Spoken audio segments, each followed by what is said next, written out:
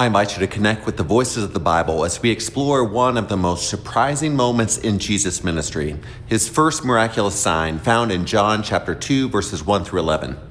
We often think of Jesus beginning his public work with powerful dramatic sermons or dramatic healings in the temple. Instead, he starts at a wedding party in a small Galilean village. Today, we'll hear from the servants who witnessed water become wine, discovering how Jesus transforms ordinary moments into encounters with divine abundance. Picture Cana, a small village in Galilee, likely just a few miles from Nazareth, where Jesus grew up. A wedding celebration is underway. Not the brief ceremonies that we know of today, but a multi-day community festival. Weddings in first century Jewish culture lasted up to a week, with the entire village participating. The groom's family carried responsibility for providing food and wine throughout the celebration. Running out of wine wasn't just embarrassing, it was a social disaster that would mark the family with shame for years to come. Jesus arrives with his mother Mary and his newly called disciples. John's gospel tells us this happens on the third day, likely the third day of the wedding celebration, when supplies are running low. Jesus hasn't performed any miracles yet. Most guests probably don't even know who he is. He's simply the carpenter's son from Nazareth, attending a neighbor's wedding with his mother and a few of his friends.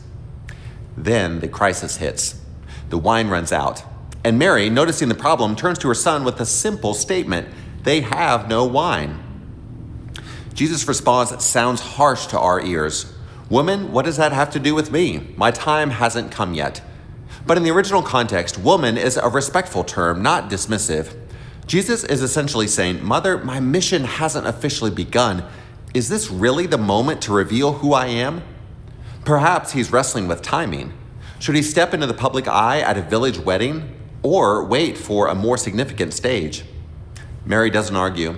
She simply tells the servants, "Do whatever he tells you." Her confidence is remarkable. She doesn't know what Jesus will do, but she trusts he'll do something.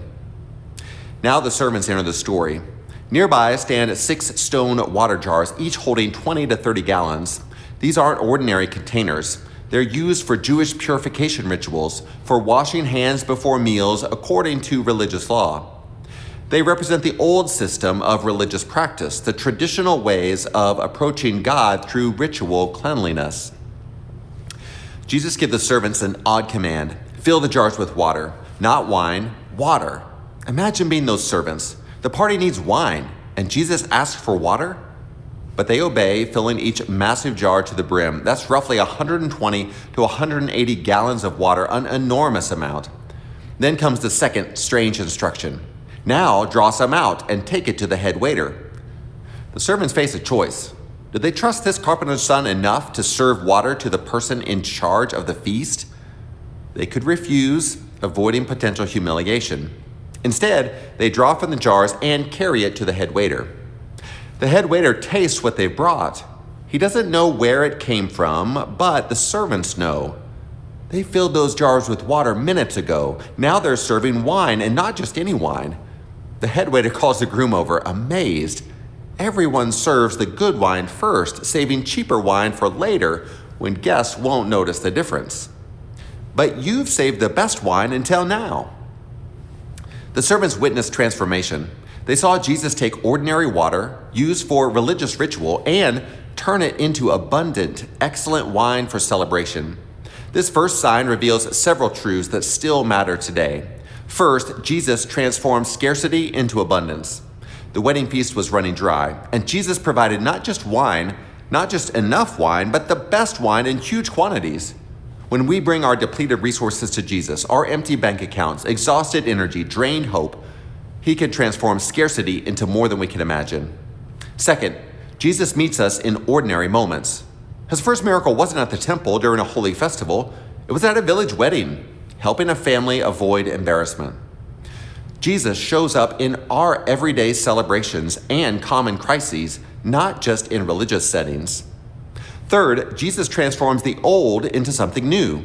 Those purification jars represented the old covenant's emphasis on ritual cleanliness.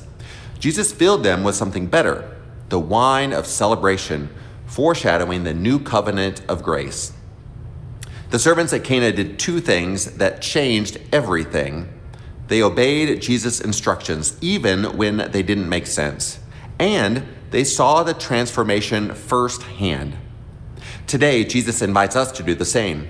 Bring your ordinary moments, your empty vessels, your depleted resources. Do whatever he tells you, and watch how Jesus transforms water into wine, scarcity into abundance, ordinary into extraordinary.